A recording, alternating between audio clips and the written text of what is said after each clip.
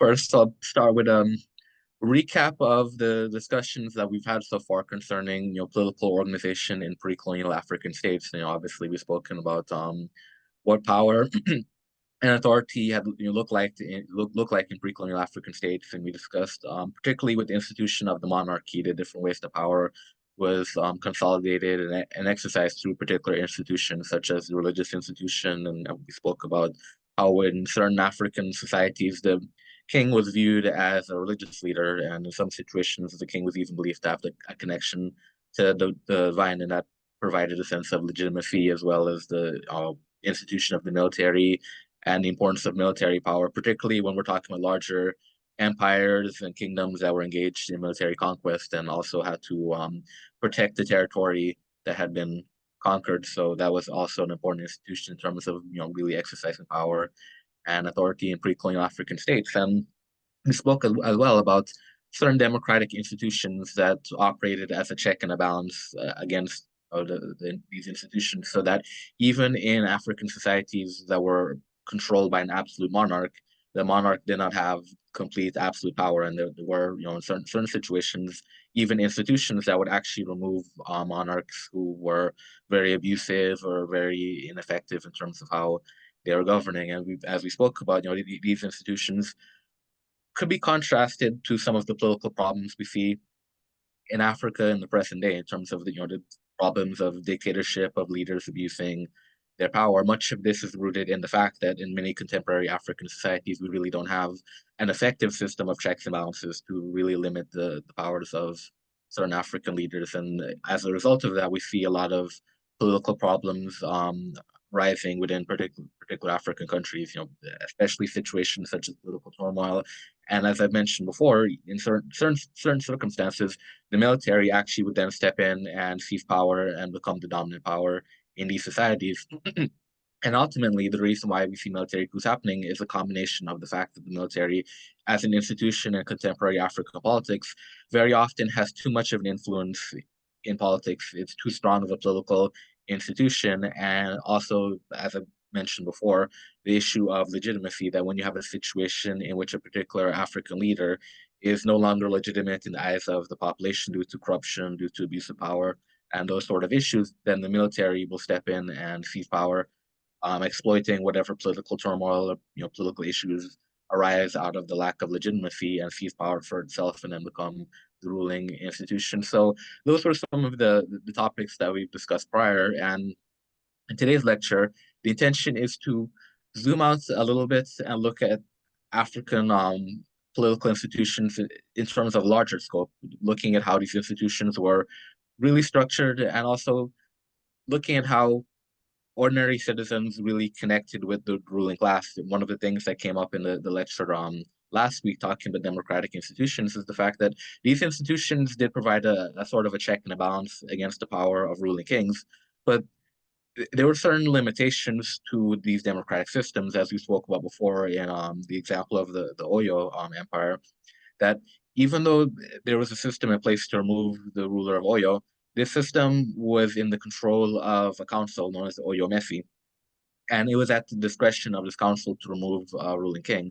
So that this was a situation in which, even though there was a check and a balance on the ruling king, it wasn't necessarily because ordinary citizens, ordinary people of Oyo had the power to do so. There was still a political ruling class, and those decisions were made within that ruling class. And this is something we see throughout monarchies in Africa, that even in situations where there are checks and balances against a ruling king, it's still done within the context of a larger aristocracy. This is not a situation where the masses of African people necessarily had a voice or a say in those decision-making processes. And of course, those examples would be relevant to the institution of monarchy, to the institution of empire that we've discussed before. And I've also made references to the fact that within pre-colonial African societies, monarchies weren't the only system of governance which existed. There were also what we call the more decentralized states, chiefless societies. These were African societies that did not have a ruling king, that did not have a ruling chief. Now, typically, how the political system in these societies was structured, as I mentioned before, decisions would be made through a council, typically a council of elders that came together and made the decisions. And these offered more of a democratic type of system in the sense that because there wasn't a ruling king necessarily, and decisions are made through a council, it allowed ordinary people to have more of a say in the decision-making process because the ordinary people would be able to attend these assemblies and to voice their particular concerns and opinions. And it also created a situation in which when you have a system based on a council that's essentially selected, the members of the council are selected from citizenry, it allows ordinary citizens then to become part of the ruling structure of the society. They can become part of the council. Typically, what you'd find in larger kingdoms and empires, there are ruling families in place, as I mentioned, a sort of aristocracy. For example, in African monarchies, to become a king, you'd have to come from the royal lineage, the bloodline. And even though, as I pointed out in the last lecture, even though certain African societies had democratic systems in place in which kings actually had to be elected to that position, to even be a candidate for that election, you'd still need to be a member of the royal family. So decentralized, chiefless African societies gave more room for ordinary citizens to really participate and to engage in that decision making process, and that's the contrast, or one of the significant contrasts between those two systems of governance. Um, a point I'll raise here that I think is actually very interesting when we talk about chiefless societies and how those societies interacted with the colonial institutions that emerged in Africa was the fact that typically, especially when we're talking about British colonialism, the British prefer to deal with African societies that had chiefs in place because the chiefs almost became a representative for British colonialism. So often, what the British would do when they were dealing with societies that did not have an institution of a ruler or a chief, the British would actually appoint their own chief. So, two examples of this that I've come across in my research, the Igbo people in Nigeria and the Kikuyu people of Kenya. These are people that historically, traditionally do not have a ruling chief. So when the British came and implemented their colonial system, one of the things that they did was to actually appoint their own chiefs, and these chiefs were the representatives of the British. And this created particular problems within those colonies because the newly selected chiefs were very despotic. They were, chiefs that abused their power, and as you'd imagine, it was a situation where you're dealing with the people who, because they did not have a traditional institution of a chief, there were no checks and balances in place to deal with these chiefs. So when the British came and appointed their own chiefs to rule over these people, it created a situation where these people now have a chief that was not part of their traditional political development, and as such, there were no systems in place to check the abuses of these chiefs. So in Nigeria and in Kenya in the colonial period, we do see examples of clashes among the ordinary citizens and these hand-selected British chiefs because of not only the fact that these chiefs were abusing their power, as I mentioned, but also because the people recognized that the chief was not somebody who represented an indigenous political formation in Africa. The chief was seen as a foreign agent or an agent of a foreign power. The chief was seen as somebody who was put in power as a puppet to further exploit the people. So this is an example of when we, get closer to really discussing colonialism in Africa and the impact of colonialism. This is one of the ways we see colonialism really impacting certain political structures in Africa. That I think, when we think about the impact of colonialism in Africa, and I made this point before, that Africa's transition away from monarchy towards the systems that we have today was not something that emerged internally out of Africa's political development. It emerged as a result of colonial powers essentially conquering African states and stripping African monarchs of their power and making them powerless. That's one aspect of what colonialism did in terms of impacting Africa's political development. But as I pointed out before, the other aspect of it when we're looking at chiefless societies is that essentially colonialism did the opposite. It made chiefless societies, colonialism imposed chiefs among the people who had no history of having a chief, and that posed particular problems as well. So uh, again, this is the backdrop for understanding why it's really significant to look at the pre-colonial history of Africa when we're trying to understand the impact of colonialism and particularly the impact of colonialism in terms of how it continues to shape contemporary African politics. That colonialism essentially uprooted the traditional systems which were in place and had existed in Africa and implemented systems that not only were new, but oftentimes were in conflict with what was previously established, and this posed many problems for Africans as well. And as was pointed out before, I think we're still in Africa, we're still seeing African nations really wrestling with how to develop political institutions that address the needs of the people, political institutions that really speak to the type of issues that Africa is confronting, but also the issue of moving forward. How does Africa really shed the baggage of the colonial legacy and reconnect to traditional African political systems and institutions in a way that's practical? And we spoke a little bit about this in the prior lecture about how when we look at political institutions in pre-colonial Africa, one of the things that we should be thinking about is what would these institutions look like in a modern context if these institutions had not been interrupted by colonialism?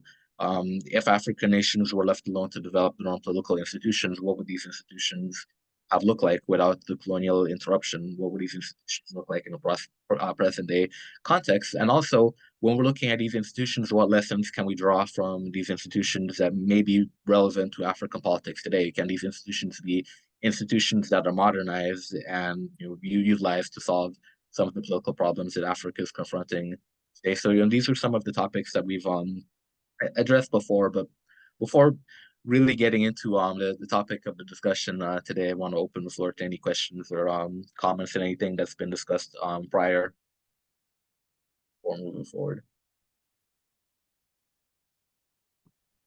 Yeah, so this idea of like reimagining like new political institutions and processes in Africa.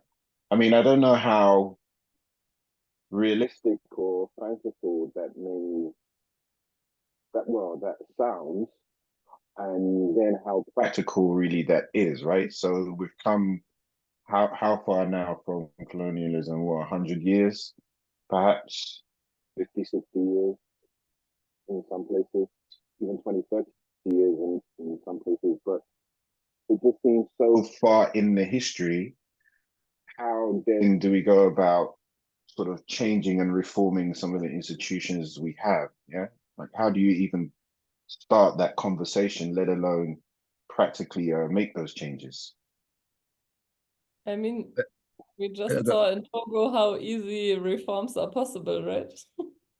Like, I mean, reforms of the system, like, although it's just like kind of from a presidential or like shifting more towards a parliamentary system, I mean, reforms are possible, and like I'm really looking forward to see what is going to happen in Senegal in terms of reforms and reshaping governance, and because let's see if it's rhetoric or if it's actually leading somewhere that is more connected with the people. Yeah, that's a great point, and that's always my concern in African countries when we see these type of populist movements and leaders coming to power. It's always a situation where too often in Africa we've seen situations where leaders promise change, and then typically we don't get the type of change that the population had hoped for. So I know many people are essentially nervously watching what's going to happen in Senegal and hoping it's not another situation in Senegal where we don't get the type of progressive government that a lot of people have been hoping for. But that's a great answer actually about the situation in Togo, because that actually gets to one of the topics I want to address in today's lecture, the fact that in contemporary African politics, we actually do see these systems changing, and oftentimes it's too easy really to change the systems. And to me, it's a reflection of a lot of the political problems we have in Africa. Especially the situation in Togo, which they have elections going on right now, and it's a situation where it's almost like the government can arbitrarily change the constitution, change the entire republic on a whim, and I would argue that's not an ideal type of political situation to be in. You don't want a situation where one day the National Assembly and the president can say, "Hey, we're going to just completely restructure the entire political system of the country. We're going to change the country from a presidential system to a parliamentary system on a whim, essentially." To the point where Togolese activists have been complaining about how they changed the constitution while the Togolese were sleeping, and that was actually done in a literal sense, that the change was actually announced after midnight when most Togolese in the country sleeping. So, I mean, really picture a situation where you wake up to news that the entire political structure of your country has been changed, the entire constitution has been changed. You're now in a new republic with a entirely new political system, and that's something where you're waking up to find out that it had been changed overnight while you've been sleeping. So that is one of the topics I want to get into today, the fact that contemporary African societies is very easy to change the political structures, and looking at how these type of things were actually handled in the pre-colonial period. Because as I've mentioned before, when we talk about pre-colonial African societies, and this is why I've made the argument that we shouldn't romanticize pre-colonial African societies, because many of the issues that we're seeing Africa confronting today were issues that were addressed and dealt with in the pre-colonial period. And in the pre-colonial period, there were particular ways to handle and address these issues. But to get to Nigel's question about, is it practical or realistic to even look at pre-colonial African structures and begin to think about implementing these structures or utilizing these structures for contemporary African politics?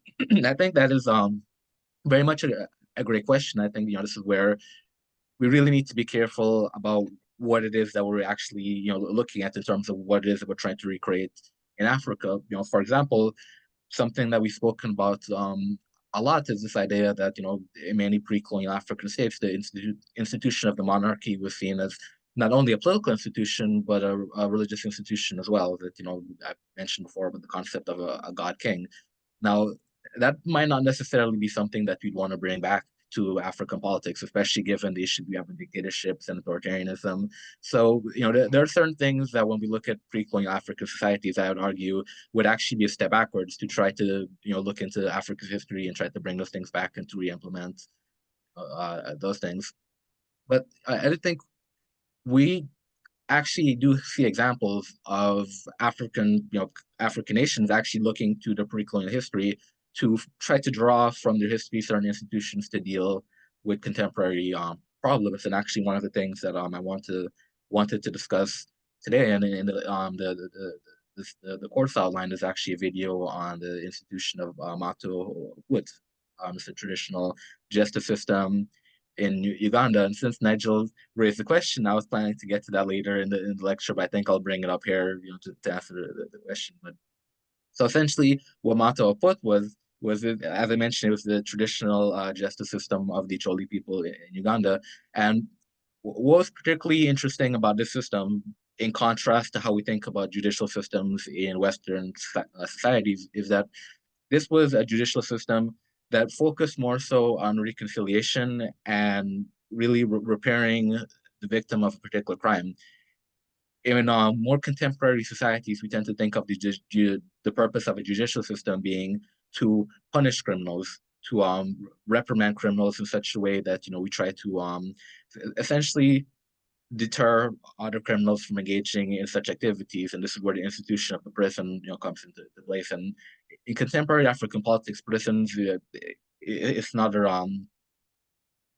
institution that there's a lot of debate surrounding, because most pre-colonial African societies did not have jails or prisons where people were locked away. And obviously in contemporary African politics, this is a huge problem because a lot of states, including Togo, have used that institution as a way to punish activists, and we have the issue of political prisoners throughout Africa. But as I pointed out, this was not an African institution, this was a colonial institution. And the purpose of this institution in Western societies is to deter crime by implementing imprisonment as a form of a punishment.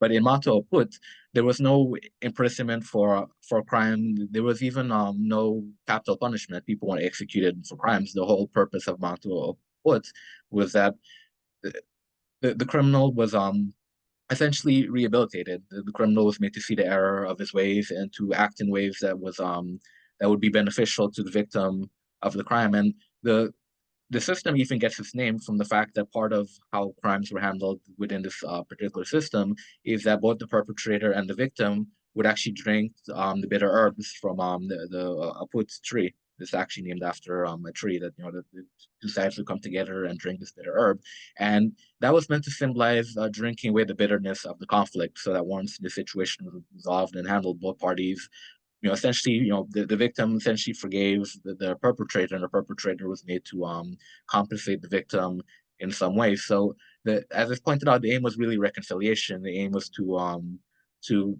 provide healing for the victim and rehabilitation for the perpetrator. This is very different than how we think of the justice system in a more contemporary context, where the main focus tends to be to punish the perpetrator and to reprimand the perpetrator through imprisonment. Now, why this system is relevant for the purposes of this discussion is that this is precisely what Uganda did, but that there was a situation in Uganda coming out of the civil war where the society was really wrestling with how do we recover from years of a bloody civil war? How do we recover from a situation where our own citizens have perpetrated all kinds of war crimes and tortures and atrocities against each other? And what they were realizing is that in the colonial system that they had in Uganda, there wasn't really anything to address the psychological damage of the civil war. There wasn't really a way to move forward from the conflict. They came to the realization that utilizing a judicial system, utilizing an institution that's just solely based on punishing the perpetrators didn't particularly go far enough, especially when you're dealing with a situation of a civil war where just about everybody in the nation had been impacted in some way, regardless of which side of the war you're on. So the conclusion that was arrived in Uganda is that the nation should look towards the institution of Mato Put, because that institution provided the healing that the nation really needed. It was an institution that provided that forgiveness.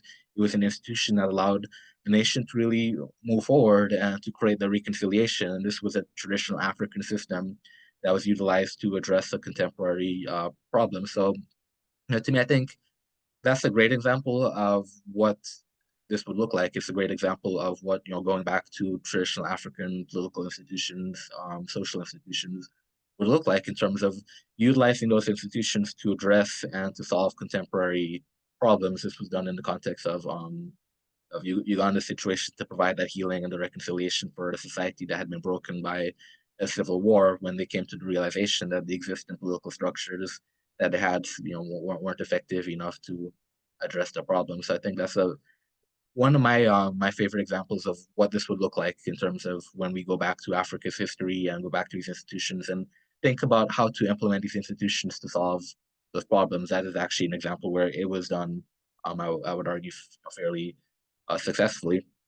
And prison as well, because that topic came up. I think another way in which you would go about doing this is rethinking the institution of prisons in African societies, because as I pointed out before, most pre-colonial African societies did not have a prison. So typically offenses were dealt with in different ways.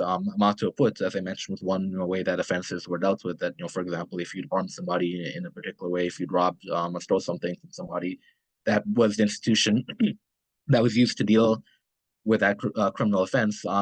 Other African societies utilize fines so that instead of having to imprison somebody, you would implement the fine, and the person would be made to return what it is that had been stolen. So, within the contemporary African politics, I don't know if it would be practical or effective to abolish prisons altogether. Although I do know there are people who are prison abolitionists who actually would argue that we need to abolish prisons altogether. I don't know how effective that would be, but I would think, at least in the contemporary African context, we definitely should rethink the prison institution and maybe curtail the number of crimes that would be associated with imprisonment. And certainly as a means to deal with political dissent, I think prisons definitely should not come into the equation in that way. So those would be some examples, I think, of how you would think about really looking at traditional African institutions and modernizing them in a way that is useful to address these issues in Africa. I hope that clarifies that question. Anything else you want to add to that, Nigel? Yeah, so I was just thinking of like particularly severe crimes, right? Like whether that would work, but I don't think you can get more severe than civil war, can you? I mean, if if you don't go to jail for killing someone from your own country, then I guess if it works in that context, it can work in other contexts as well. So that was the Yeah, only thing I was thinking. yeah, but what I would say with civil war, it's not just Uganda. A lot of African nations that have had civil wars, it's very difficult because with a civil war, you're talking about two factions of the same country, killing each other and engaging in these crimes. So it becomes a situation where, and with Mato Put, it became a very practical thing that how do you really met out punishment in the case of civil war, where so many factions on both sides committed atrocities and committed war crimes? It becomes a headache. And I know that was an issue in Sierra Leone, particularly Sierra Leone and Liberia, where many victims of war crimes in those civil wars felt like the war criminals got away too lightly. But just from a practical standpoint, it became almost impossible to really have a trial and to arrest everybody that was involved in the civil war, just because the scope of those wars becomes so large when you're talking about wars within a civil war within a nation, encompassing the fact that both sides in that war are citizens of a given nation. So it becomes, in that context, it becomes very difficult to really implement a sort of justice that's built around punishment, because there's so many people involved in so many atrocities, it becomes difficult to really address all of them. So what Uganda did is, instead of looking at moving forward in terms of how do we determine who engaged in what war crime during the conflict and punish them on that basis, they felt it was more practical to move forward on the basis of reconciliation and forgiveness, so that rather than going through records and trying to figure out who did what we should do is just move forward in reconciliation and forgiveness and healing. And it definitely was controversial in Uganda when the decision was made to implement the system. And in the videos that were signed, there's even this question of whether or not that situation really stretched the bounds of what Monto Put was intended to do. Because as you'd imagine, in the traditional context of what that system was meant to do, it was not meant to address a situation where you'd have an ongoing civil war and all the types of atrocities and war crimes that come with that. So, the system was not implemented with civil wars in mind. So that also is a situation where they're taking a traditional system and really utilizing it in a modern context, utilizing it in a way where in the pre-colonial system, the situation, it might not have necessarily been implemented, because the system Amato Put really was developed out of a more individualistic type of situation where really it was really for situations among individuals that when this individual had harmed another individual in a particular way, the healing was done on that basis. It wasn't utilized in terms of massive atrocities executed by a number of soldiers against a given population. So that is a good point, that when you talk about utilizing that situation for utilizing that system for a civil war, it does raise those questions of, well, if you're not punishing people for committing war crimes such as torture, murder, rape, that sort of thing, then is that a good precedent to set, that we're willing to forgive these things and not engage in a stricter or harsher type of punishment? But within the context of civil wars in African societies, that is something that those nations really have to deal with. That when the war is over, how do you really determine who gets what punishments? Particularly in lengthy civil wars where both sides commit atrocities. So for many of those African nations, it really just becomes a question of, rather than trying to punish people, it's a question of how do we move forward and collectively heal the psyche of the nation. And the final point I'll give on that is, even for example, think about child soldiers that have been used in many civil wars in Africa. Obviously, child soldiers who commit atrocities over the course of a war, when the war is over, in a sense, they're a victim as well. And they're not a victim in the sense that they might not necessarily have been, victim of direct physical violence, but they're victims in the sense that they've been recruited for a violent war, indoctrinated, brainwashed, many situations, the children are even drugged to engage in these atrocities. So it becomes a situation where even people who have committed atrocities in these wars are also victims of the war and are dealing with the severe psychological trauma that comes with being in a civil war. So that's why civil wars become very messy, because you can't always think about the solution to civil war as being punishing people for committing crimes. You also have to think in terms of people who've been psychologically harmed and severely traumatized by the conflict as well. And that's why the Mato Put's example is really fascinating to me, because, as I said, that institution was not created with civil wars in mind, with those type of conflicts and atrocities in mind, but they really had to stretch that institution and make it work in Uganda's context, because they realized the most effective way to really address the problem wasn't necessarily to punish the war criminals, but to really heal the nation as a whole. Mm. I'm wondering also, Ebenezer, you're from Ethiopia, is that right? Yeah. Do you think that would work in the Ethiopian context?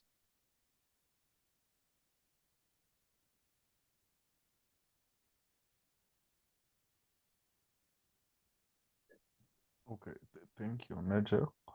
Um, I'm not sure. I mean, the case here might be a little bit different from the rest of the African continents, because I mean, we can mention a lot of things, but mm, I'm not sure, man.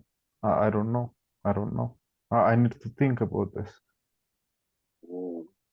Well, Of course, I mean reconciliation and you know all that could yeah of course they can work, but you know I don't know. I'm not sure. I'm not sure. mm, cool. Yeah, food for Yeah, thought. I would argue. I mean, it's difficult when we talk about Ethiopia's context because the roots of that conflict, they go back so much further because Uganda's civil war, that was more of a contemporary issue that arose out of the post-colonial politics in Uganda. But with Ethiopia, that conflict, a lot of those conflicts really go very deep into the nation's history, and obviously the difference as well in Uganda that the conclusion with the civil war is that most Ugandans wanted peace. But with Ethiopia, there's always an issue of there's so many groups in Ethiopia that actually want secession, that want their own states as well, and that's been part of the ongoing issue with politics in Ethiopia. So yeah, I would imagine when you're dealing with Ethiopia's situation and conflicts there and the history of conflicts in Ethiopia, it's much more complicated than Uganda, and I would argue it's much more complicated than the type of internal conflicts and civil wars that we see in most African nations, just for those factors, just because of the history behind those conflicts, and also the fact that the end goal for many of the groups involved in those conflicts is actually political autonomy and political independence. And throughout Africa, when we see those conflicts, it's not as commonplace. For example, in Sierra Leone, when there's a civil war, the rebel faction wasn't necessarily trying to break away from Sierra Leone to create their own state. They were actually trying to seize power in the government. But in Ethiopia's context, we see a lot of problems of different groups actually trying to break away and form their own states or join other states. So yeah, yes, it's much more complicated than in the Uganda, Sierra Leone, and Liberia examples. Yeah, I see that. Cool. So, so one of the topics that I really wanted to get into today, and as I said, the discussion today is more so zooming out and looking at the larger scope of these political formations and how they were structured, particularly in terms of as I spoke about a little bit with Umato put, the the structure of justice of laws, because one of the purposes that or one of the goals that ruling kings and monarchies set out to accomplish was to really uphold the laws of the society. That monarchies as an institution in African societies actually had a very important judicial function. And the topic that I think had been discussed before is that when we talk about laws in African societies, it's important to think about that we're really talking about a system of customary law that is very different than how we think about these things in a more contemporary context, particularly in a Western context. That you have a constitution that lays out the laws, and that you'd have statutes that lay out those laws. In most pre-colonial African states, you didn't have written constitutions and written statutes. What you had was customary law. This was a law based on the customs, based on the social norms of a given society. And the understanding was that these customs, these norms existed because different groups within the society essentially came together and agreed upon these laws. So, for example, in to give a very specific example of this, actually, for example, among the Zulu people, the Zulus were a monarchy, a large kingdom that had been established under the leadership of Shaka. So how laws worked in the system of the Zulu people was that even though there was a ruling monarch, there were chiefs that were under that monarch, And the king, the Zulu king Ketchesweyo, at one point was being interviewed by a European, and he was asked a question about changing the laws of his society. And Ketchesweyo pointed out that as the Zulu king, he couldn't change the law simply because he disagreed with the law. His answer was that the laws of the Zulu people were all agreed upon by all the Zulu chiefs. So that even though he was the ruling monarch, for him to actually go about changing the laws of the Zulu people, he would need the agreement of all of the Zulu chiefs that were under his leadership. So that's an example of how customary law worked within African societies. You know, the specific example of the Zulus, essentially all of the chiefs among the Zulu people had agreed to a certain set of laws, and in order for those laws to be changed, it would require that same level of agreement among all of the chiefs. It wasn't something that a king could arbitrarily change. So that was part of what a king was expected to do in African societies. The king was actually expected to respect the law and to uphold the law and to part of doing this meant that the king had to respect the fact that the laws imposed even certain restrictions upon himself. That even though, as I pointed out, even though he was an absolute monarch, were certain things that the king could not do. Now, to really demonstrate the important judicial function of kings in African societies, there's a particular example given by Walter Rani in his book, A History of the Upper Guinea Coast, which I would find somewhat humorous. He wrote about the fact that in West Africa, certain states had a institution in which whenever a king was to be coronated, part of the coronation process was that the king had to be bound up and beaten. And the reason why this was done is that the logic was a king is not only meant to uphold justice, but the king also has to mete out punishment. And the logic was a king who doesn't understand what punishment is can effectively give out that punishment. So within these groups, part of the coronation process was that the king actually had to endure punishment by being tied up and beaten. And whenever I raise this point as being part of a traditional African institution that was meant to essentially prepare a king to rule effectively and to rule properly and to not abuse his power. People would point out that if we would implement this in contemporary African politics, the line for beating those leaders would be very long, as you would imagine. So I'm not advocating that this is necessarily an African institution that we should implement in the contemporary context. But, that's something to keep in mind.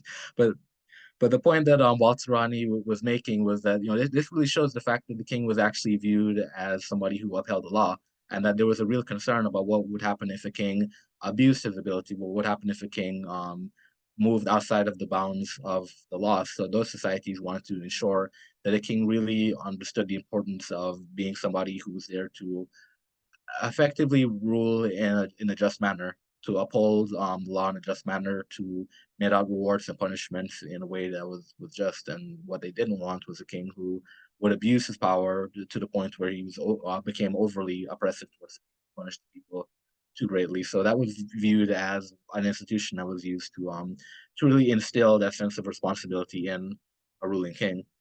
And one of the things that was obviously discussed before when we spoke about kings being religious leaders is that was also an obligation upon a king as well. For example, Egypt. I spoke about how the Pharaoh of Egypt was viewed as a god king on earth, and part of what came with that was the responsibility to uphold the Egyptian system of Ma'at. Ma'at was the Egyptian concept of justice, so that being a god king didn't mean that the king was free to do whatever he wanted. Being a god king actually meant that the king's responsibility was to uphold the Egyptian concept of justice, to uphold these Egyptian religious norms, and to engage in a process of upholding the balance within Egyptian society, because the concept of Ma'at was seen as an important balance. It wasn't merely just a system of justice, but also a system of balance. And this was the responsibility of the pharaoh. So throughout African societies, we see that your African leaders who were in positions of power weren't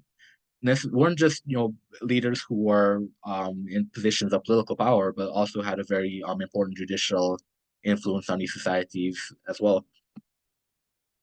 And one of the best examples to really illustrate how well developed the African system of justice is actually the traditional constitution of the Mali Empire, known as the Now, as I pointed out, in African societies, constitutions weren't written out. So traditionally the Kuru-Kanfuga was actually compiled through oral tradition. The griots of Mali came together and memorized the Constitution and recited it orally.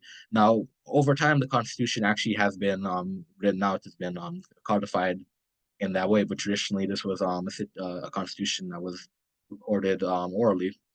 Now, as I pointed out, I believe in the first class, when we spoke a little bit about the Mali Empire, and I mentioned the Mali Empire in the context of political developments in Africa, that the Mali Empire was initially a subjugated state, that the Mali Empire was under the rule of an oppressive king.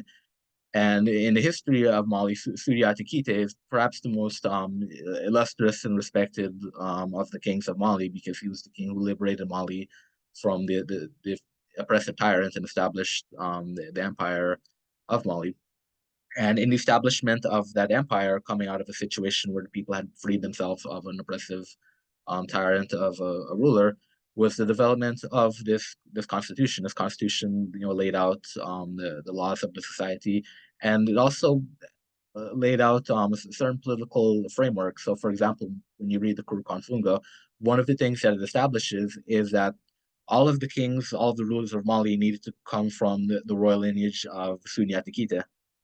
So it was codified in the constitution of Mali that this ruling family was to be the family that would govern Mali. But aside from laying out parameters for who gets to be the ruler, or the monarch in Mali, the constitution laid out other frameworks as well. In a prior course, one of the topics that was discussed was war, how wars were conducted in pre-colonial African societies, and it's also relevant in the context of the discussion we've been having here about civil wars in Africa. That one of the provisions that was mentioned in the Kuru-Kanfuga was that in situations of war, the Constitution of Mali allowed warriors to kill their enemy in battle, but there was a restriction against humiliating the enemy. And the understanding was that when you're in war with an enemy, obviously, the intention in war is to defeat the enemy, typically by killing the enemy. But even though Mali's constitution recognized that wars are very bloody and very destructive, at the same time, there was a limitation. It was a recognition that at the end of the day, your enemy that you're facing on the battlefield is still a human and still worthy of some level of respect and some level of dignity. So the understanding was that when you meet an enemy on the battlefield, even though you might kill that enemy, you still need to display a level of respect towards the combatant that you're engaging in battle. And I think, and to me, why I mention that is it's a great example to show that within pre-colonial African societies, there were these notions that we think of as being modern notions of human rights, that these things did exist in pre-colonial African societies. So that, in contemporary society, we think of the Geneva Conventions as providing restrictions and regulations for how people are supposed to conduct themselves in times of war. But within the ancient constitution of the Mali Empire, we find that these provisions were already in place in the constitution as well. That in Mali, Africans were already thinking about, well, what is an ethical way to go about conducting yourself in a time of war? What are things that, even though you're engaged in war and you're trying to kill the enemy, what are things that go over what we would consider to be accepted conduct in warfare? So this was one provision that we see in Mali that really, as I pointed out, demonstrated that the concept of human rights is not a modern or Western concept, although we tend to think of it in those terms, that even in ancient African societies, we do see concepts of human rights emerging, and concepts of human rights being not written in, because as I said, the Kuru-Kanfuga wasn't initially a written constitution, but implemented and codified within the customary law of Mali.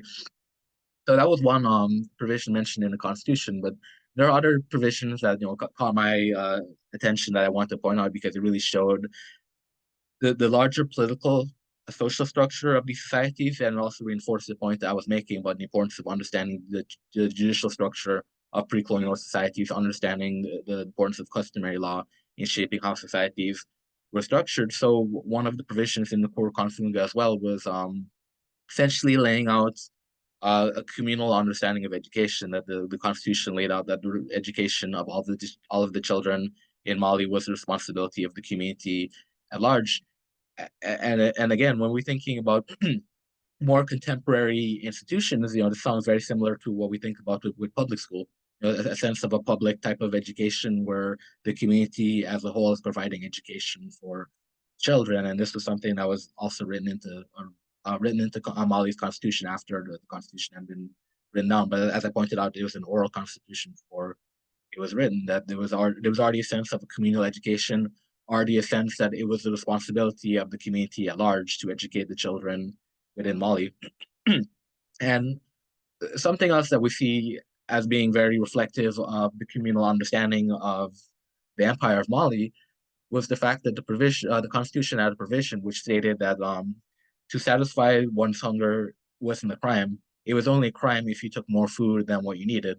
Essentially, what it was saying is that citizens of Mali were free to take whatever food they needed, but they couldn't take more than what they needed. And the Constitution lays out that you can't take any food away and put the food in your pocket, because once you start pocketing food, that means you're not hungry anymore. You're already fed, and you're trying to take away more food than you need at that moment. So it was communal in the sense that food wasn't seen as a private property. That food was something that could really be participated by everybody, as long as you didn't take more than you needed. And that was particularly important because, I mean, even in contemporary societies, it still would be a crime to steal food. If you walk into a restaurant and you take food without paying, or you go to a grocery store and take food without paying, that would be considered a criminal offense. But within the Empire of Mali, to satisfy your hunger wasn't actually a criminal offense, that anybody was free to take whatever food they needed to satisfy themselves. So that really gives you some insight into the communal understanding of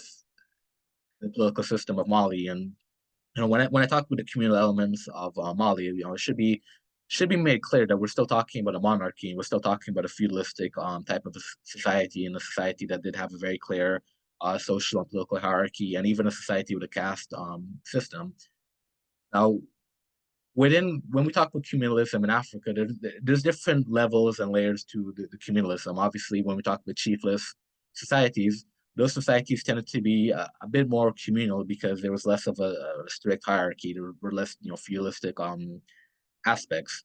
So within Mali, even though we do have, certain colonial communal elements and communal aspects to the political structure, do keep in mind that we're still talking about a society that was largely feudalistic in nature. So I don't want to downplay the fact that Mali was feudalistic in that way, but also wanted to point to the fact that those communal tendencies did even exist in an empire such as Mali, and I would argue that these feudalistic aspects of Mali really represent and reflect the larger cumulistic tendencies we find throughout pre-colonial African societies. No, that's not necessarily a conversation I want to, get into a whole lot of details in for the purposes of today's lecture. But one of the things that is important to keep in mind is that the communal nature of African societies definitely did clash with the more individualistic, capitalistic societies of Western nations, particularly during the colonial period. And I mentioned Ketchesweo, before in the context of the laws of the Zulu society, and I mentioned him in the context of understanding this clash of civilizations, in that he was interviewed by a missionary who's trying to convert Ketchesweo to embracing European Christianity and embracing Western civilization. And Ketchesweo's biggest objection to what he perceives as Western civilization was the fact that the Zulu society tends to be more of a communal society. So he was asking the missionary questions such as, well, in England, is every man provided land? Is every man given housing? And he's talking about, within the Zulu society, that land was given to every Zulu man. Every Zulu man was given a plot of land to build a house. So you didn't have an issue of homelessness among the Zulu people. And he recognized that in an advanced society such as England, that was claiming to be coming into Africa to civilize Africans, that there were issues of poverty, there were issues of homelessness, there were issues of people who were hungry. And he asked that question as well. He asked, why does England maintain more people than it could feed? So he recognized that there was a significant difference between the culture of the colonial powers and the more cumulistic aspects of African society. So I do mention that to make that point, that was a clash that we do see emerging in the colonial period when the colonial powers were trying to conquer African societies and impose Western culture and Western norms on African societies. That certain Africans did recognize that their communal values and their communal societies were in conflict with what the Europeans were trying to impose. And as I pointed out, even though Mali was largely a feudalistic society, we still see the communal elements even in a feudalistic empire such as Mali. But the reason why I mentioned Mali and the Kura Konfunga is to really give that example of the fact that the king, the ruling monarch in a given African society, really had the function of upholding the law. That this is something that was very much important to the function of the king. And as I pointed out before, these laws were customary laws. These laws were laws that traditionally had been agreed upon by the people of a given society. And in a situation such as the monarchy, such as the Zulu kingdom or even the Mali Empire, the customary law was essentially law that was agreed upon by all the chiefs in that kingdom, and that to change the law would require all of the chiefs to come together and to make that agreement. And those laws formed the basis of the structure of these African societies. And as I pointed out, it's important to really understand the importance of law in upholding the structures of African societies because, again, as I pointed out, there's, I think, a tendency to think of human rights as something being not only more modern but also very Western. And it's important to understand that when we look at pre-colonial African societies, there were already those concepts of human rights that were implemented in many cases. Part of the customary law were laws that implemented those views of human rights. Another feature of the Kura Konfunga actually that I do think is worth mentioning within this context when we talk about human rights and modern notions of human rights, that Mali, again, because it was a feudalistic empire, slavery did exist within the Mali Empire, but the constitution also laid out some restrictions so that even though slavery was very much practiced within the Empire of Mali, the constitution provided some protections for slaves, so that slaves couldn't be overly abused, overly worked, and that slaves did have certain basic human rights. And to me, particularly when we talk about African history and Pan-Africanism, I would always contrast, the Kura Konfuga and other African societies that actually did have restrictions on how slaves could be treated and even punishments that were implemented for people who had mistreated slaves in a given African society. I always contrast that with slavery in the Americas, the New World plantation slavery, and this was a system in which typically slaves on the American plantations did not have any sort of rights. They were not even viewed as being human beings. So I think it's important to keep that in mind as well. That within an empire like Mali, even though, as I pointed out, it was a feudalistic society that could be very oppressive in certain ways, there were still notions of human rights that were more advanced than what contemporary Western societies at that time were practicing. As I gave the example of slavery, slaves in the Mali Empire were still viewed as human beings with a certain degree of rights versus how Western societies viewed enslaved Africans on the plantations in the Americas. So that those notions of human rights in some ways were even more advanced than what Western societies at the time were thinking about. But also the fact that, as I pointed out, those notions of human rights existed in ancient African societies. So it's not a case where human rights is necessarily Western in origin, and it's not a case where human rights is something that's more contemporary. That these ideas of human rights were things that Africans have been thinking about many centuries before. So before moving forward, are there any questions or comments on that segment of discussion?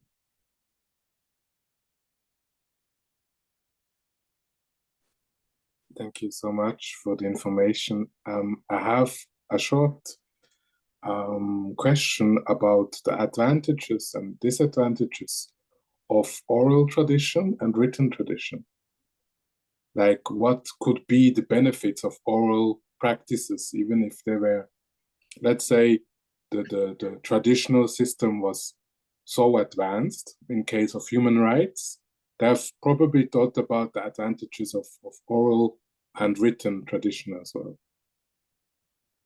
Yes, that's a great question.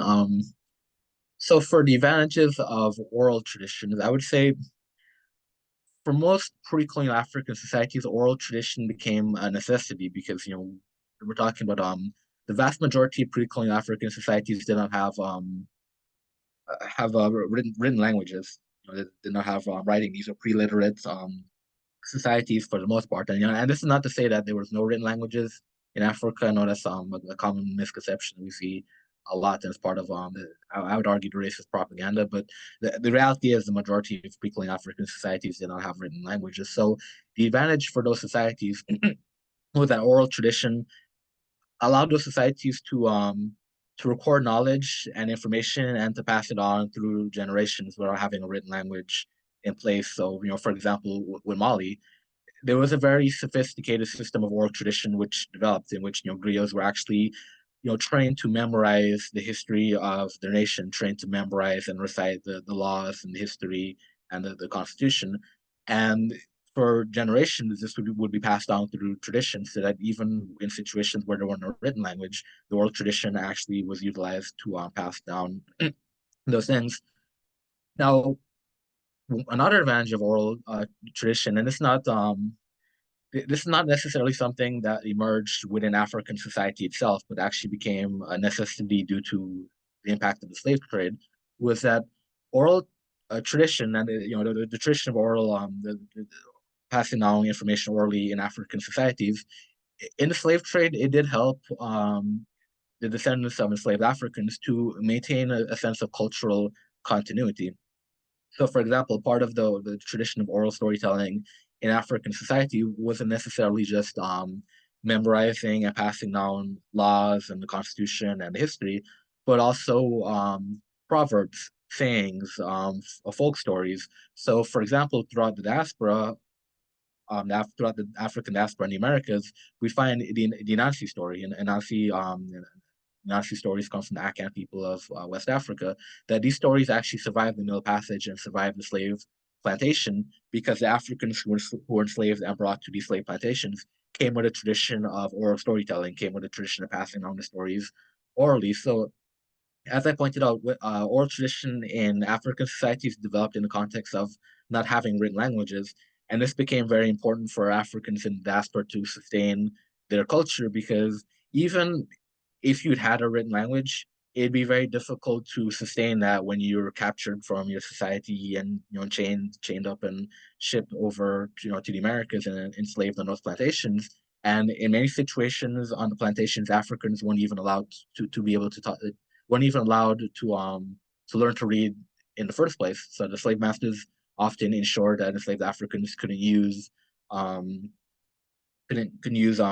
literacy as a weapon to organize rebellion and to obtain and pass on knowledge. So that for Africans in the Americas, oral tradition became very important for sustaining the culture, for sustaining a sense of a cultural continuity and a cultural identity. And this was something that they sustained from the traditional African cultures. Now, in terms of disadvantages, obviously one disadvantage is that when you have written communication, it's very easy to copy that, to print that, and then to distribute it to the wider society. When you're talking about passing on information through oral tradition, particularly passing on information through griots who are trained to memorize the society, trained to memorize the history of the society, it's very difficult to utilize that for mass communication. That in the traditional African context, that meant that only a very small percentage of the population actually really knew the history of the society, and those were people who were in proximity with the griot, people who knew the griot. But so that was one of the limitations of oral tradition, that it's very difficult to disperse that information on a wider basis, as opposed to when you have written communication. You could print copies and distribute these copies to a larger number of people. And the second disadvantage is that oftentimes it's very difficult to check oral history against written records. That when we talk about written history, you could follow a certain trail. You could go through the written records and get to the roots of where certain historical claims came from. But with oral history, it's very difficult to do that. I mean, as I pointed out before, there was a very complex system in place in many African societies in terms of how oral history was to be recorded and passed on. But that did not mean that in all cases the oral history was pure or preserved. That there were situations where, just for political reasons, oral history might be tainted, or certain things might be removed very deliberately. So that when we're dealing with written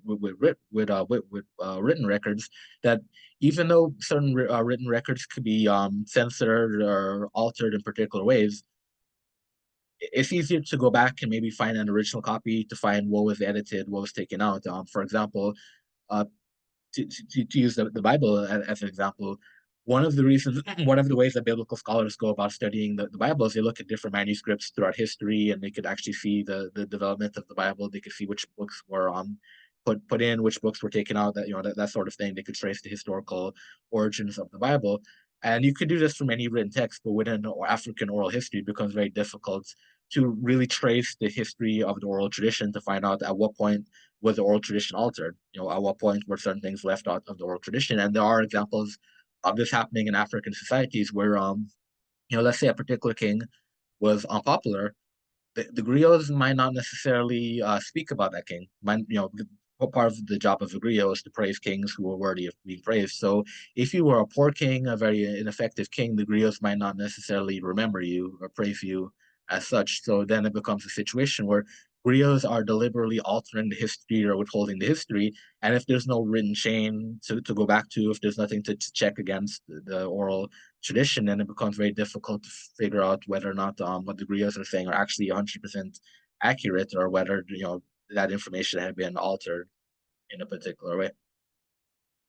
Does that answer the question? Yes, thank you so much. Thank you. Can I chime in a little bit here? Yeah, go ahead. Yeah, I was gonna ask the same question. So me and Chris, we're thinking along the same lines. But one of the things we talk about in our philosophy course on a Tuesday is the legitimization of oral tradition and oral history, and the importance of, especially as political scientists, when we kind of do research or advocacy or policy proposals, or trying to come up with new ideas, is that trying to argue that history is as legitimate as textual history.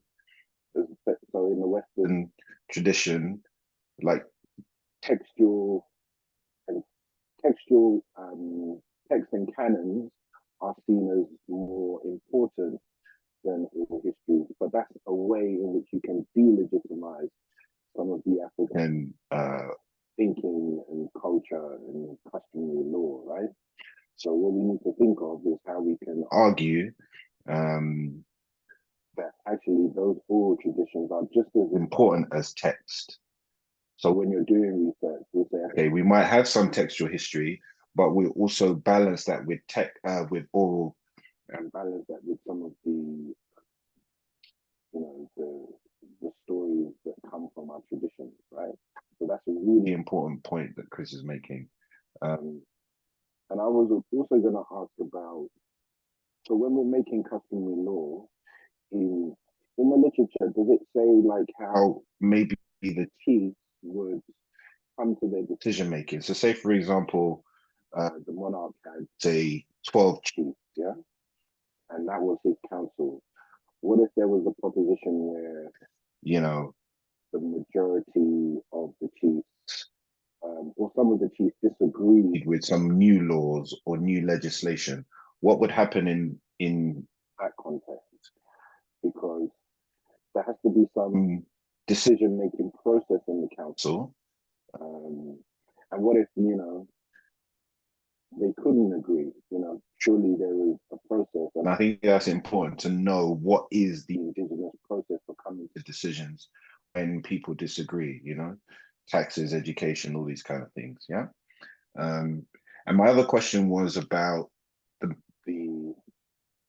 point you made about communalism being more authentic, and human rights being more the essence authentically African. Yeah, but to me that sounds quite Marxist. Yeah, so I wanted to know if that kind of had an influence on Marxist writing, some of the Western political theories that we kind of venerate today. So some great points and questions. First, I actually want to follow up with the comments you made, Nigel, about oral traditions and legitimizing that and really moving outside of this view of text as being the only legitimate way to record and document history. And that's an important point because as I pointed out before, even though oral tradition did suffer that issue of being tainted or tampered with, and then becomes a situation, well, how do you know that the oral history has been is accurate, because there's no written body of text to go back and to check. But in situations where examples of oral history can actually be checked or tested against written history, there are situations where written history actually does confirm certain oral stories and traditions in history. And one example that I give very often is Abukari the second. He was the monarch, the ruler of Mali, and according to the oral tradition, oral history of Mali, he stepped down to go exploring the Atlantic Ocean, and that's when Mansa Musa became the monarch. He stepped in because Abukari never returned. And for those who've read They Came Before Columbus, Ivan Van Sertima very famously argued that Abubakari actually arrived in the Americas before Christopher Columbus did. There's no record of that, but certainly we do have a record in Mali's oral history of the fact that Abukari actually stepped down and left to go exploring the Atlantic Ocean. And why I mention that example is because this is in Mali's oral history, but there's also written history about this as well, that Mansa Musa is recorded as being interviewed and saying that he became the king of Mali because Abukari stepped down. So that was an example where oral history actually is confirmed by a written text showing that this was actually the case. And there's a great book on this as well, African Voices in the Atlantic Slave Trade by Anne Bailey, and she gives a very specific example of a situation in West Africa, in Ghana, where a group of people were actually kidnapped and taken aboard a slave ship. And she went to Ghana, collected oral history of the people there who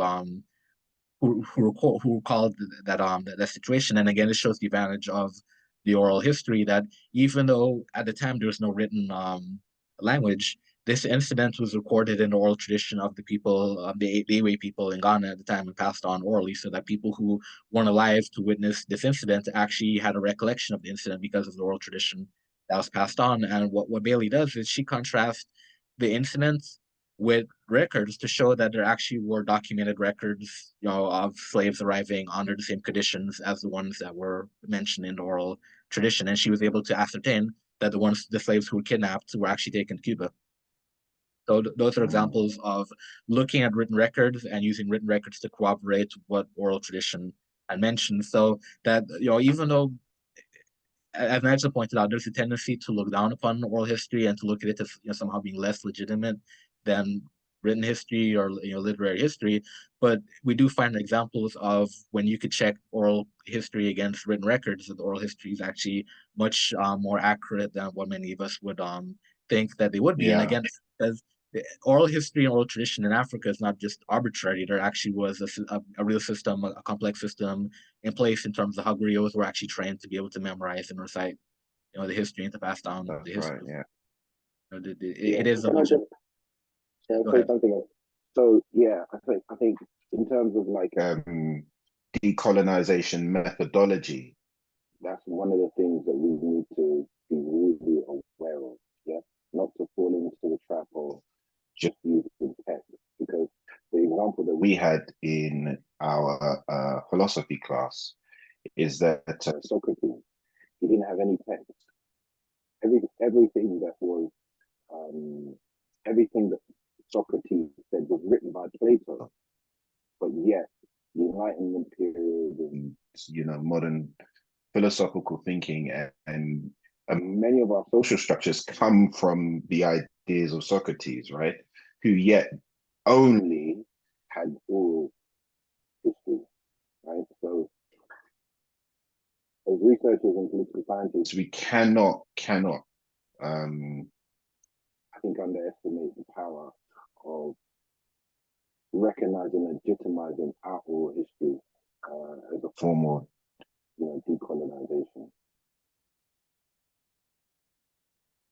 Okay, so to answer that first question about how disagreements were handled in African societies with customary law, and I'll use the Zulus again as a very specific example of this because, as I pointed out before, when Ketcheswea was asked about changing the laws in Zulu society, he very specifically said all of the chiefs needed to agree to the change in the law. Typically, African societies had a situation where it was decision making by consensus, so that everybody needed to be on the same page in terms of making these laws and these decisions. So that was typically the understanding that these laws were implemented because everybody, all of the chiefs, came together and collectively agreed on these things.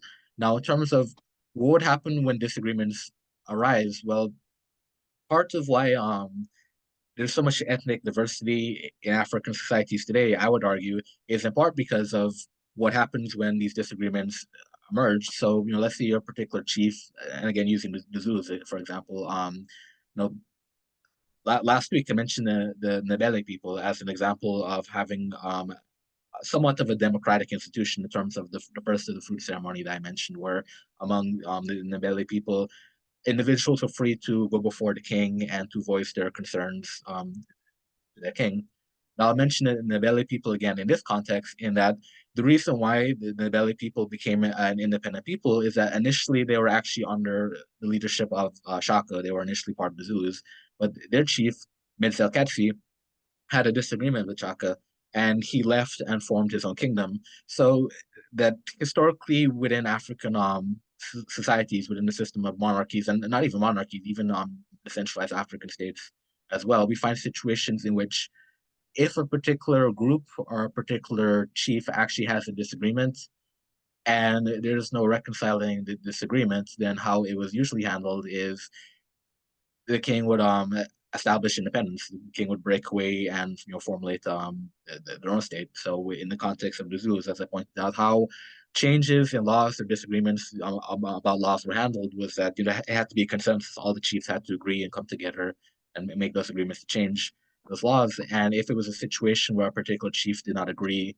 with that law, well, we see in the situation where Metselkatsi, he simply left the Zulus and went and formed his own kingdom. And as I pointed out, part of why there's so much ethnic diversity in Africa is precisely for that reason, that you'd have situations in which a particular king would actually leave, a particular chief would leave one kingdom and formulate his own kingdom, or a particular group would actually break away from another group and create their own group. And that's very commonplace throughout Africa. The Ndebele people is just one example of that. So typically for those type of agreements where there was no means of coming to a compromise, that tended to be a very common thing that we'd see, that if a chief disagreed, then the chief would simply leave and go form his own chiefdom or go establish his own kingdom.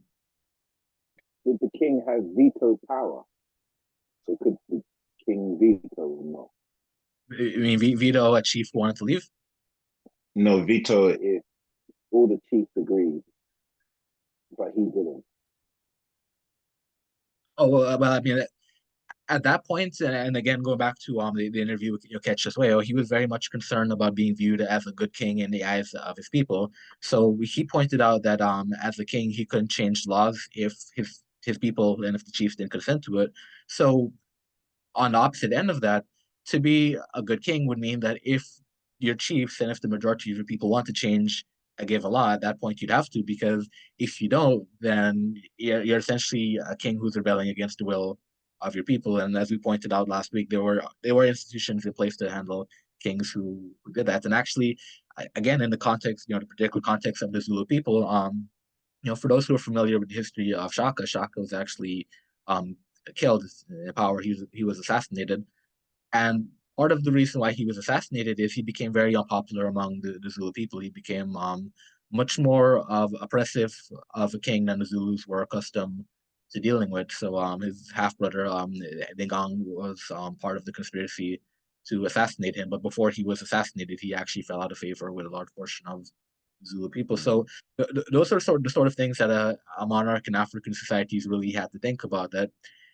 if the majority of the chiefs who were under you wanted to change a law, or if all the chiefs under you wanted to change a law, then as a king who was representing the will of the people, that was something you'd have to take into consideration. Otherwise, it would be a very serious conflict in terms of, the people coming together and actually wanting to get rid of you and replace you with somebody who would be a much more effective representative of the people. That answer, yeah, the first question. Now the second one about communalism and Marxism. That's a very interesting topic actually, because within the socialist movement in Africa, particularly, there's a school of thought among Pan-African socialists, particularly Julius Nyerere when he implemented African socialism. There's that school of thought that argued that socialism really is connected to the communal nature of African societies, and there were certain people like Julius Nyerere who argued for a socialism rooted in African communalism. Now, in terms of where Marxism comes into the picture, Karl Marx did write about, what he called primitive communism, and he was referring to hunter-gatherer societies. He was referring to the type of communal societies we'd see in Africa and in other non-European societies that he, viewed those societies as representing what he called primitive communism. Now, because there's a very negative connotation that comes with primitive, people would hear that and necessarily, probably instinctively think that Karl Marx was criticizing these systems. But really what he meant by primitive was that these were pre-capitalistic communal societies that, and Karl Marx in his conception of socialism and communism, he was thinking about it in terms of what it would look like post-capitalism. So these primitive, communistic societies, he was referring to them as primitive because these societies emerged prior to capitalism. That's why he said they were primitive. So it was something that Karl Marx himself was aware of. He was aware of the fact that outside of Europe's history, there were examples of societies that were communalistic and societies that very much reflected the type of thing that he advocated for in terms of his vision for communism. And as I pointed out, there were African leaders like Julius Nyerere and others who saw a connection between communism and the communalistic values of African societies. But I think we need to be very careful when we're trying to draw those connections. And the reason why I say that is because communism represented a very specific thing that when Karl Marx was writing about communism, and as I pointed out before, for Karl Marx, communism was what happened after the working class in a capitalistic society overthrew the ruling class, the bourgeoisie, and seized power and created the classless society.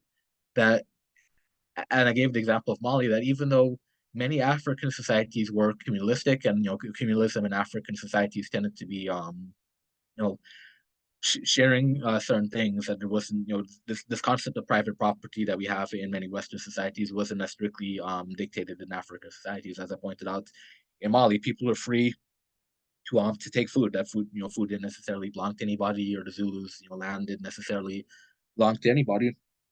So that even though we find those aspects of communalism in African society, it wasn't the same thing as what Karl Marx meant when he was talking about communism, that these still were societies that had class hierarchies. In the case of Mali, as I pointed out, Mali was a monarchy.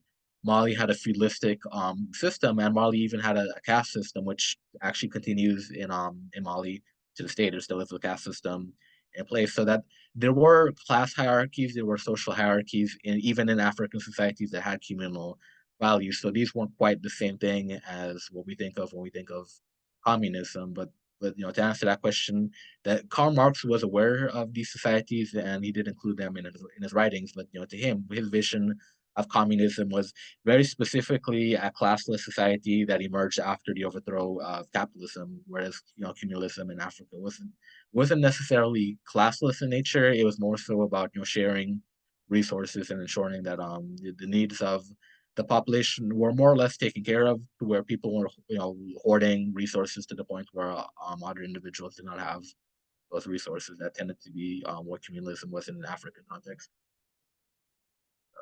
Answer that question. No further questions, Your Honor. So the other thing that I wanted to discuss as well, and B brought it up initially, actually, was the situation in Togo. As I pointed out, in Togo was a situation where the government essentially arbitrarily changed the constitution. So what's happening in Togo is under the new constitution, Togo has a presidential system in which people go to election and vote for the president. The new constitution of Togo creates a parliamentary system in which the president is no longer elected through a popular vote of the people, but elected through the National Assembly. That the ruling party in the National Assembly comes together and they select the leader of the nation. But it gets more convoluted than that because so under the new system, even though it's supposed to be a parliamentary system, typically nations that have a parliamentary system would have a prime minister, and the prime minister would be the head of the government, and then there would be a head of state. So under this new system, the current office of the presidency is now the head of state, now the ceremonial head of state. Now this office doesn't have actual political power. And the former president for Nyasembe, who's been president of Togo since 2005, he's no longer president. As I pointed out, the president now is a ceremonial position. What he's about to become is the president of the Council of Ministers, which, as I pointed out, it's interesting because most parliamentary systems have a prime minister at the head of government, but Togo now has two presidents: a president who's the head of state and a president who's the head of government. And the head of government, he's the president of the Council of Ministers. And this is a situation where for the last few years in Togo, Ford has come under a lot of pressure from people who were demanding democratic change in Togo because, as I pointed out, he'd been president since 2005, and he came into office through a military coup. The military overthrew the government and essentially placed them in office, and he'd been there ever since. So this is a move on his part to further consolidate his power in Togo because his party already dominates the National Assembly. So he's essentially creating a situation where, as long as his political party maintains a majority in the National Assembly, he will continue to be the president of the nation because his party is the party that's selecting him to be the president of the Council of Ministers. The other thing that he did was part of what the people in Togo wanted as well was term limits. So now the current president, who, like I said, has been reduced, that the position of the presidency has been reduced to a ceremonial figurehead. Now there are term limits on the presidency. So the president of Togo can now only serve one term. But the president of the Council of Ministers, he doesn't have term limits. So again, it's playing a game where now there's term limits on the president, but there's no term limits for the new position that he established for himself. So this is very clearly a situation where he's trying to consolidate his power and to stay in power longer. But the reason why I want to mention the Togo situation for the purposes of the lecture today is that, earlier I was, addressing the fact that within African societies, there were very clearly defined ways of going about structuring the law. So as I mentioned before, in most monarchies, the king couldn't arbitrarily change the law however he saw fit. There were certain restrictions put in place to prevent that. As I gave the example of the Zulu people, that among the Zulus, the Zulu king couldn't just arbitrarily change the law. That there had to be an agreement among the nation at large to do so. But what we find in many African nations today, and this is very much relevant to the issue of a lot of political conflicts in post-colonial Africa, is that very often it's too easy to change the law. Very often, republics change all the time, and one of the most obvious examples of this is just simply through military coups. That it's a situation where the military will overthrow a government, and suddenly you have the military in power and controlling the government, and then there's counter coups. So there would be situations where the military leads a coup, and then there's a counter coup, and it just becomes a cycle. And this is a real problem that many African countries are dealing with. But even apart from the issue of the military coups, the other issue that we see is just the weakness of the political institutions and the fact that in many situations it's too easy to alter the constitutions in many African countries. Togo is the most recent example of this. And as I pointed out, some Togolese activists were saying that the constitution was changed while they were sleeping because they literally were sleeping and they woke up to a new republic, which, I mean, really think about going to sleep one night and you wake up and you're in an entirely different republic now with a whole new constitution, a whole new political system. And that's the sort of thing that happens throughout Africa. Guinea, to talk about an example of constitution altering and military coups. So Guinea actually had a military coup because the president, Alpha Conde, he attempted to change the constitution to give himself another term. And because of the unrest that followed, the military stepped in and overthrew his government, and currently the military is still in power in Guinea. And as I pointed out before, there were systems in place in African societies that prevented kings from arbitrarily changing the law. And as I pointed out with the Cour Confuga, that there were constitutions that existed within African societies, and with the Cour Confuga, I mean, you think about the fact that within the Empire of Mali, this was a constitution that lasted for many centuries before the fall of the empire. And this constitution was the basis of the structure of the Empire of Mali. So not only did Mali have a constitution, but that this constitution was something that was very stable. It was a stabilizing factor in Mali's empire, so that even though there was obviously a turnover of kings in Mali, and oftentimes these turnover of kings were very violent. That sometimes kings would be overthrown. There was even a situation where Sakura actually he organized a coup and he took power in Mali, so that there wasn't always a smooth transition between kings in Mali. That sometimes kings were violently overthrown, sometimes one king receives power from another king. Even though these things took place, the constitution still remained. The constitution of Mali was still consistent and was still the country's constitution. Now, this contrasts very much with what we find in African societies today, where part of the reason why there's so much instability is because not only the constant turnover of political leaders through coups, but the fact that the constitutions and the various political structures of these nations change. And the most obvious example is when we talk about military coups. That's a very clear change in the structure of a political system. That you're going from a civilian-led government to now a government led by the military. That's a complete change of the political structure, but that even when you're changing a constitution does constitute a complete change of a political structure, as Togo's example demonstrates. Now, they went from a presidential system to an entirely different parliamentary system. It's not a system that Togo ever had prior, but before the constitutional change. And this is the sort of thing we see throughout Africa, that when African leaders arbitrarily change constitutions to further entrench or to further impose their domination in their countries, what they're doing is they're actually weakening the political institutions of the countries. They're actually weakening the institution of the constitution. And when you do that, then it becomes very difficult to strengthen those institutions again. And this is why we have so many issues where in African societies that have undergone military coups, it does become a cycle, because you do open up those societies to having frequent coups. So again, this is why I make the point that it's important to understand pre-colonial political African institutions in terms of understanding how these problems were dealt with in pre-colonial African societies. So as I pointed out, in pre-colonial African societies, there were institutions in place, there were measures in place for how a king was to go about changing laws in a society if a king wanted to do so. And as I pointed out, there are also measures in place to deal with situations where a king might have gone rogue and decided to abuse the powers conferred on him by the laws of that given society. In contemporary African politics, we don't really see those guardrails being put in place, and that the result of that is many of the issues that we're seeing today in terms of the eroding and weakening of certain democratic institutions, certain political institutions, because leaders who are in positions of power willfully erode and weaken these things to further increase their power, without regard for how it'll impact the future of these countries moving forward in terms of political institutions and democratic institutions. And I made the comment before about Senegal, when we were talking about Senegal, about how sometimes in Africa we find situations where a new leader might come to power, and there's a lot of promise of change and a lot of hope.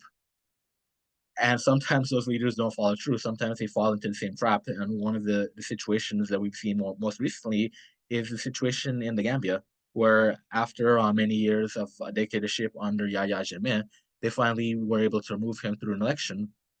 And the new president who came to power promised to only be in power for a single term, and consequently broke that promise and ran for another term after promising only being in power for one term. So I use that example to show that when an African nation has been opened up to these undemocratic influences, when an African nation has been opened up to these abuses of power, to leaders who undermine the constitution, who undermine restrictions and limitations of power, it becomes very difficult to undo that, because it becomes part of the culture of the society. And even in the situation with Guinea, that Alpha Code was initially seen as more of a progressive leader. He was initially seen as a break with Guinea's tradition of authoritarian leaders, of military rule, and even though initially there was a lot of hope because of that perception that he was a new breed of leader in Guinea, he fell right back into the same authoritarian practices that we've seen in Guinea from our leaders. So that is a very serious issue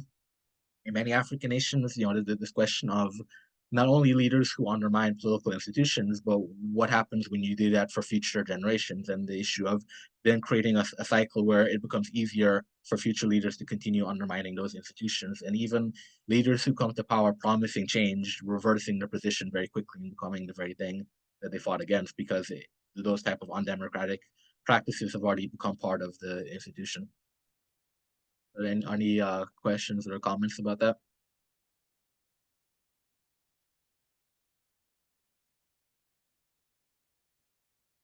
So in the previous, let's say in the traditional systems, there was like this control mechanism that that the king cannot abuse his power.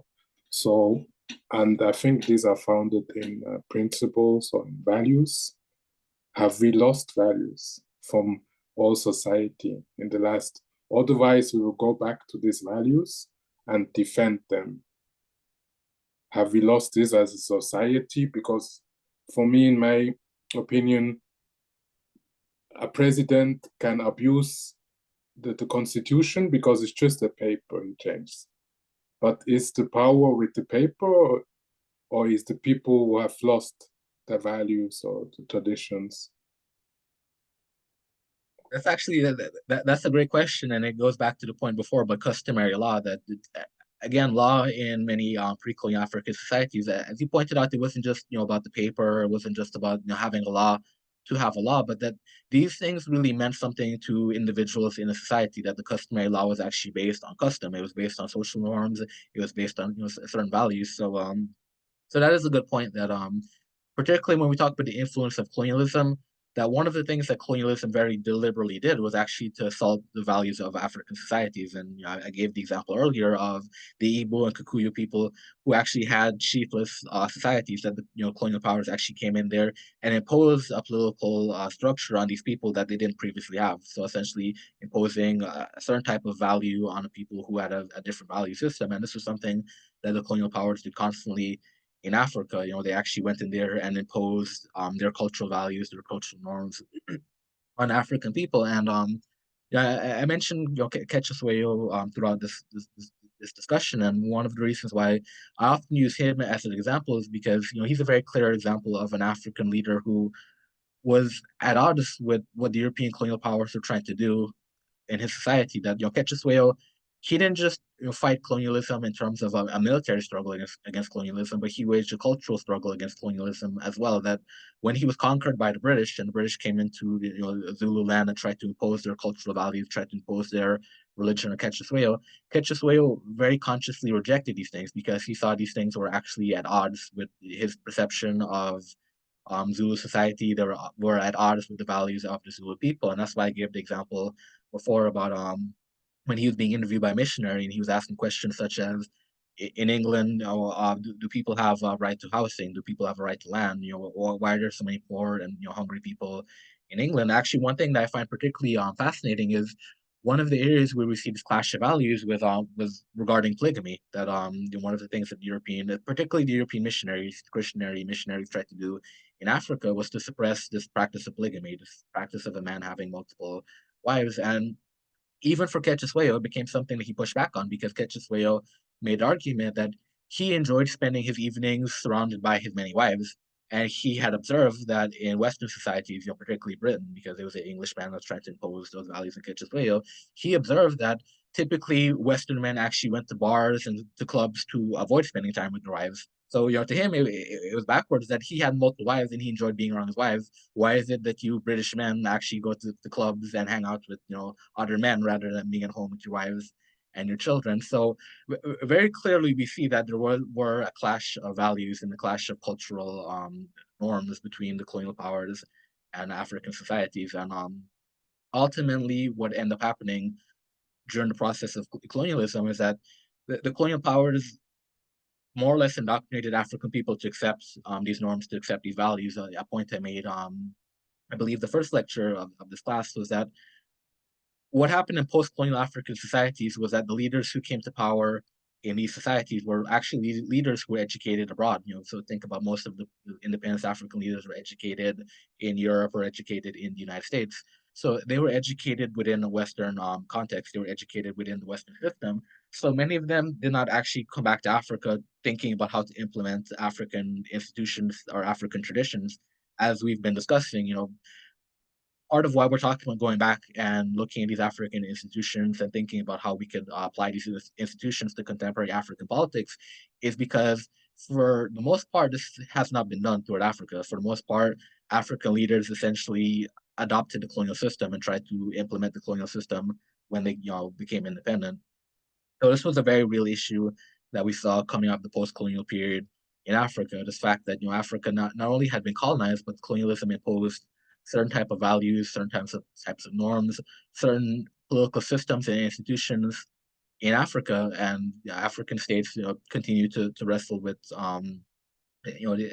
having these alien institutions, and continue to wrestle with the fact that many Africans have actually internalized these colonial values, these colonial norms, and these colonial systems. And again, to go back to Togo, to use a final example of this, that spent a lot of time doing work in the anti-dictatorship struggle in Togo, the Formasco movement. And one of the things that was brought to my attention was actually the fact that the torture methods that are utilized by the Togolese authorities against political activists and opposition leaders were torture methods that the French had actually introduced in Togo, torture methods that the French had actually used and had introduced to the Togolese security forces. So this is a very clear example of the fact that this is a practice that was utilized, a very brutal practice that was utilized by the French colonial powers, that was passed on to the Togolese state.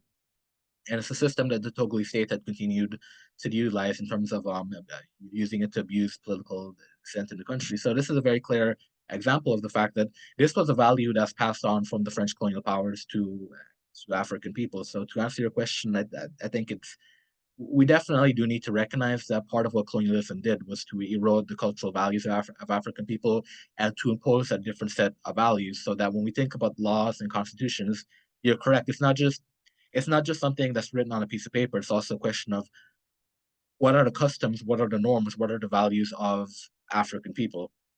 And it has to be something deeper than just something being written on a piece of paper, because people don't instinctively connect to or relate to something just being written on paper. And that's why in Western societies, you ask people in Western societies how they feel about their democratic institutions and their political institutions, and to them it's not just the constitution that's written on paper. It's actually part of the values, part of the norms.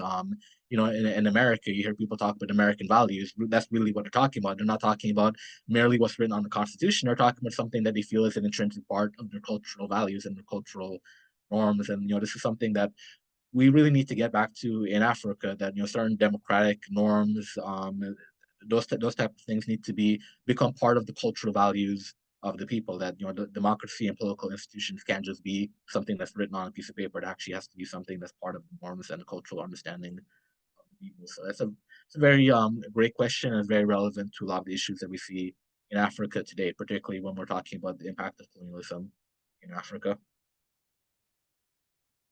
Yeah, I have. Thank you very much for responding. I have another. It's more like a comment.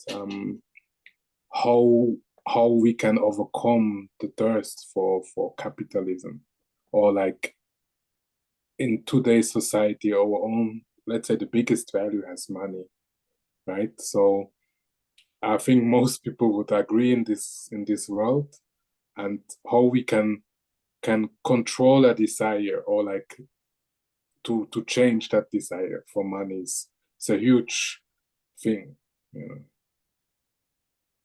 Yes, that's a great point as well, because even capitalism, we think of capitalism as an economic system, but again, going back to values, that capitalism is a form of a value as well. That within the capitalist system, capitalism isn't just structured based on a particular economic structure and a particular economic system, but part of what's rooted within the capitalist system is how do people think about money? How do people think about consumerism and spending and that sort of thing? So, particularly in a modern capitalistic society that's very much rooted in consumerism, that you do need a large consumer market that's willing to spend a lot of money on material items. You do need a base of people who put a lot of value in consumer items and materialistic items. So that capitalism itself, capitalism is a form of a social value, and again, that's where we see the problem of colonialism within Africa. That part of what the colonial powers it did was to impose this very capitalistic way of viewing the world, impose this very individualistic way of viewing the world. That, as I pointed out, was not inherent to African society. That even feudalistic African societies still maintain a degree of communalism, still maintain communal values. So that capitalism itself, and I always make this point, that capitalism didn't emerge it wasn't indigenous to Africa. It didn't emerge out of Africa's internal political development. It was something that emerged out of Europe and was very, very clearly represented particular cultural values, particular cultural norms within European society, particularly individualism, this idea that economic systems need to be solely based on competition for resources, competition for space in the marketplace. It's very much a competition-driven type of society in a competition-driven system, which is at odds with the more communal African systems that we've discussed. So part of what we'd have to struggle against in African societies when we talk about capitalism is still this question of changing cultural values, this question of changing cultural norms, because to me that's the most meaningful, lasting change that you could implement in a particular society. Is, changing how people actually view the society, changing the norms and the values of the people in a given society. But to your point, capitalism actually is a great example, to illustrate this point of colonialism imposing certain social values and certain norms in Africa, and to me it does have a very very disruptive impact on African people, not only from a monetary standpoint in terms of people who will work very hard to purchase consumer items that they may not necessarily need. They're purchasing it because capitalism, as I pointed out, consumer capitalism makes you value these items, and you spend a lot of money on buying items that you don't necessarily need. But the other aspect of it is very harmful, I would argue, from a cultural and psychological standpoint. Something that I was paying very close attention to when I was in Ghana last December was the fact that going around the country, I was surprised to see that as I pointed out, this was early December, so Thanksgiving, Black Friday had just shortly passed, and I was shocked to find out that I was seeing Black Friday sales in Ghana. Now Black Fridays as an American tradition is connected to the American holiday of Thanksgiving. So I find out Thanksgiving, Black Friday sales, all of that is part of Ghana now, and because it's December, it's Christmas time is coming up. So you go to the stores and you see all kinds of images of white Santa Claus, and they're selling American items, American action figures. I was joking because we went to a shop and they had Captain America action figures in the Avengers, and I was joking about how you couldn't go to an American store and find Captain Africa action figures being sold in America, but in Ghana, a white Captain America is being sold to African children. So that's an example of the fact that these capitalist values that are being imposed in Africa actually do have a very harmful psychological impact, because essentially it creates a situation where Africans are embracing Western models, Western systems, Western cultural values, and in doing so, they're further enriching these Western countries. Because, as you would imagine, when you go to these stores and you're buying these American products, that's going ultimately to the United States. That Africa becomes a big market for the United States and for other Western countries that are selling their items in Africa. And as I pointed out, the United States will not open itself up to become that same type of a market for Africa. That if somebody in Ghana came up with African superheroes and wanted to create a Captain Africa, Captain Africa probably will not sell as well in America as Captain America sells in Africa. And again, that goes back to the cultural values and cultural norms and the legacy of colonialism, causing African people to embrace these alien identities and these alien cultures. So I think in terms of answering your question, it is something that we do need to struggle against. We need to develop cultural values for African people that are very constructive, cultural values that break away from chains of colonialism, that break away from the type of inferiority complex that colonialism had deliberately instilled in African people. Yeah. Can I say something? Go ahead. This level of cultural imperialism essentially is really, really sophisticated and deeply entrenched in the globalization agenda, actually. So we have to fight against that for sure. And one of the things George Ayati talks about in his work is changing the basic economic unit that we recognize. So in the Western canon, it's the individual. So the individual is seen as sovereign, and therefore the individual can have rights to own property and use capital in a way that you couldn't do in indigenous communities, where the economic unit was the family, actually. And if the family didn't have, then really you weren't wealthy or rich or anything like that. Like the whole idea of being rich or being wealthy, also you could distribute and offer basic needs or satisfy the basic needs of the family, essentially. So this kind of economic philosophy, I think, is part of how we will change, having discourse around that part of how we would change sort of the economic thinking about capitalism.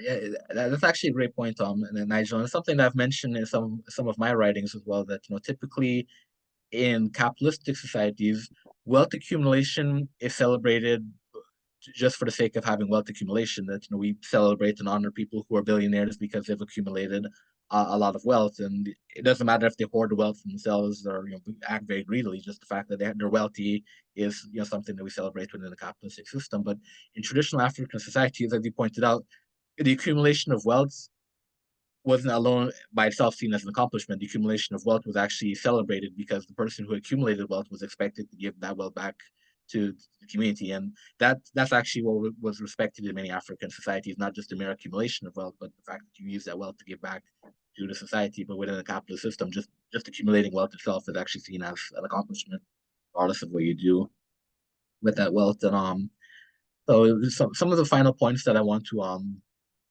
make is to really demonstrate the importance of these political institutions, to really demonstrate the importance of the African customary understandings of laws and institutions and societies, is to show that many of these institutions actually survived the Middle Passage and replicated themselves in the diaspora during the period of slavery. And some examples of this that I can point to is the Aku people of Ghana, where I'm from originally. Actually, the Aku people, even though they were enslaved in Ghana and taken from Africa, that the institutions which they developed in Ghana were actually institutions that were very much reflective of traditional African institutions.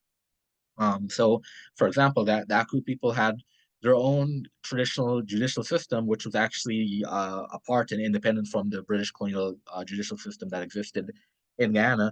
And much like the system of Matu Oput, the traditional the judicial system of the Aku people in Ghana was a system that was focused on reconciliation, that cases came before court, and ultimately how these cases were dealt with was that the plaintiff and the defendant were made to go out and eat dinner together. So just like Mato put, where defender and the victim were made to drink the bitter herbs together to symbolize reconciliation in a conflict. The system in Ghana was the same thing, that the defendant and plaintiff in the court system, ultimately when the trial was done, went to dinner together. And this was a way of, again, this was a system that wasn't based on reprimanding or punishing the offender. It was a system based on reconciliation, a system based on forgiveness, a system based on retaining social cohesion following a conflict. And as I pointed out, this was very much a traditional African way of dealing with criminal cases, and this was a system that we saw in Ghana among the Africans who were enslaved and who were brought there. And in Brazil, there was a Maroon society known as Palmeiras. Palmeiras was a society created by African slaves who ran away and built their own independent nation. And just like the example of the coups in Ghana, Palmeiras developed a system that was independent from what the Portuguese colonial powers were doing in Brazil at the time. That Palmeiras had its own economic system, which was very cumulistic in nature. Right? Again, going back to the example of cumulism that we were talking about among African people, so that it was observed in Palmeiras that there was no private property, that there was common ownership of all the items in Palmeiras. The description that was given of Palmeiras actually was that everything belonged to everyone in Palmeiras. So I give these two examples to show that these institutions in Africa were such so deeply rooted in the custom and the norms of the people, and this I guess to the question that Chris was asking about cultural norms and values, that these weren't things that were written on a constitution or codified. These were so deeply rooted in the cultural understanding and cultural worldview of African people that even Africans who were stripped directly from the continent and brought to the diaspora and forced to toil under conditions of slavery still maintain these cultural norms and these cultural values, so that in situations in which Africans in the Americas were able to exercise a degree of independence from the colonial slave master, the institutions that they developed were institutions that very much resembled what would have existed in Africa. These were very much African institutions. A third example of this I could give actually is the island of Barbuda. The twin island nation of Antigua and Barbuda. Barbuda is the smaller sister island to Antigua. And what makes Barbuda particularly interesting is that in the history of Barbuda, after slavery ended, Africans in Barbuda were essentially left to their own devices. They were essentially left to create their own system, because Barbuda was such a small island relative to Antigua and other islands in the Caribbean that the British colonial powers really didn't have much of an interest in developing Barbuda. So left to their own devices, the Africans in Barbuda created a system of communal land ownership in which there's no private ownership of land. Land is owned by the community. And in Barbuda, there's a system of a council which leases out the land, so that anybody who wants to use the land for a particular purpose, it's leased to them so that they can use it, but they can't purchase it and own it privately. It still belongs to the collective in Barbuda. And again, this is a system, a communal system rooted in African culture that's being practiced by Africans who were violently taken from the continent and enslaved in the island of Barbuda. So I just wanted to give those examples to show that these were things that were very much rooted in the cultural understanding of African people, so that even in a situation where Africans were taken from the continent, Africans were still able to replicate these systems wherever they were enslaved, because these systems, as was pointed out, it meant more to them than just being words on a constitution or things that they had memorized and had thought about in Africa. These things were actually part of their cultural worldview and their cultural values, which is why they replicated these things when they were enslaved. So having said that, we'll open up the floor to any final questions or thoughts.